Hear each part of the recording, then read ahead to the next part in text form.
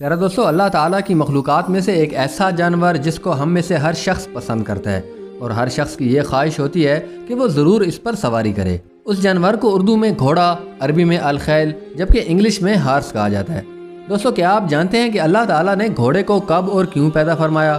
اور حضور اکرم صلی اللہ علیہ وآلہ وسلم نے گھوڑے کی کتنی اقسام بیان فرمائی تھیں، اور سب سے پہلے اللہ تعالیٰ کے کس نبی نے گھوڑے پر سواری فرمائی تھی، اور قرآن مجید کے اندر اللہ تعالیٰ نے گھوڑے کا ذکر کیوں فرمایا ہے، اور گھوڑے کو کھانے کا شرعی حکم کیا ہے، اور حضرت سلیمان علیہ السلام کو گھوڑے کیوں پسند تھے۔ آج کی اس ویڈیو میں ہم آپ کو قرآن و حدیث کی روشنی میں ان تمام تر سوالات کے جوابات دیں گے، لہٰذا آپ سے گزارش ہے کہ اس ویڈیو کو آخر تک ضرور دیکھیے گا۔ ناظرین گرامی، گھوڑے کو عربی زبان میں الخیل کہا جاتا ہے، اور الخیل کا معنی ہے اکڑ کر چلنے والا۔ بس اسی وجہ سے گھوڑے کی چال میں بھی اکڑنا پایا جاتا ہے۔ دوستو، اللہ تعالیٰ نے قرآن پاک میں گھوڑوں کا ذکر ان کی عظمت و شان کو بیان کرنے کے لیے فرمایا ہے، جیسا کہ اللہ تعالیٰ سورہ عادیات میں ارشاد فرماتا ہے، اور قسم ہے ان گھوڑوں کی جو کہ دوڑتے ہوئے ہانپتے ہیں، اور قسم ہے ان گھوڑوں کی کہ جن سے چنگاریاں نکلتی ہیں، اور قسم ہے ان گھوڑوں کی جو کہ صبح کے وقت یلغار کرتے ہیں۔ دوستو، ان آیات مبارکہ میں اللہ تعالیٰ نے گھوڑوں کی قسم ان کی شرف و فضیلت بیان کرنے کے لیے فرمائی ہے،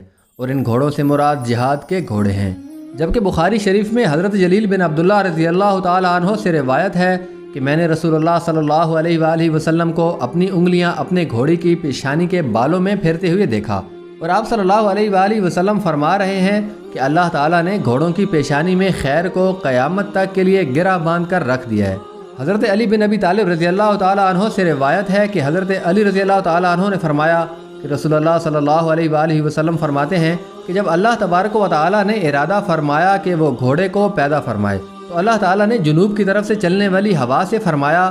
کہ میں پیدا کرنے والا تو اس سے ایک ایسی مخلوق کو پیدا کرنا چاہتا ہوں جو میرے دوستوں کے لیے باعث عزت اور میرے دشمنوں کے لیے باعث ذلت ثابت ہو، اور میرے مطیع کے لیے باعث جمال بنے، جبکہ میرے نافرمان کے لیے باعث وبال ہو۔ بس ہوا نے عرض کیا، اے میرے پروردگار، آپ ضرور ایسی مخلوق کو پیدا کریں۔ بس اللہ تعالیٰ نے ہوا میں سے ایک مٹھی لی اور اس سے گھوڑے کو پیدا کیا، اور اللہ تعالیٰ نے گھوڑے سے فرمایا کہ میں نے تیری پیشانی میں بھلائی کو رکھ دیا ہے، چنانچہ لوگ تیری پیٹھ پر اموال غنیمت لاد کر ایک جگہ سے دوسری جگہ لے جایا کریں گے، اور میں تجھے وسیع رزق عطا فرماؤں گا، اور تیرے مالک کو اپنی حاجت روائی اور دشمنوں سے قتال کے لیے تیری ضرورت پیش آئے گی، اور میں ان قریب تیری پیٹھ پر ایسے لوگوں کو سوار کرواؤں گا جو میری تسبیح کرنے والے ہوں گے۔ نبی کریم صلی اللہ علیہ وآلہ وسلم نے مزید فرمایا کہ جب فرشتوں کو پتہ چلا کہ اللہ تبارک و تعالیٰ نے انسان کی مدد کے لیے گھوڑے کو پیدا فرمایا ہے، تو انہوں نے عرض کیا، اے ہمارے پروردگار، ہم تیرے فرشتے تیری تسبیح اور تکریم کرتے ہیں، بس ہمارے لیے کیا انعام ہے؟ تو اللہ تبارک و تعالیٰ نے فرشتوں کے لیے ایسے گھوڑے پیدا کیے کہ جن کی گردنیں بختی اونٹوں کی گردنوں جیسی تھیں، نیز ان کے ذریعے اللہ تبارک و تعالیٰ اپنے انبیاء اور رسل میں سے جس کی چاہے گا مدد فرمائے گا۔ آپ صلی اللہ علیہ وآلہ وسلم نے فرمایا کہ جب گھوڑے کے قدم زمین پر جم گئے تو اللہ تعالیٰ نے اس سے فرمایا کہ میں تیری ہنہناہٹ سے مشرکین کو ذلیل کروں گا، اور ان کے کانوں کو اس سے بھر دوں گا، اور ان کے دلوں کو مرغوب کر کے رکھ دوں گا۔ پیارے دوستو، شفاء الصدور میں حضرت علی رضی اللہ تعالیٰ عنہ سے روایت ہے کہ نبی کریم صلی اللہ علیہ وآلہ وسلم نے فرمایا، بے شک جنت میں ایک درخت ہے کہ جس کے نیچے اور اوپر کے حصے سے گھوڑے نکلتے ہیں، اور گھوڑوں کے لگام یاقوت کے ہیں،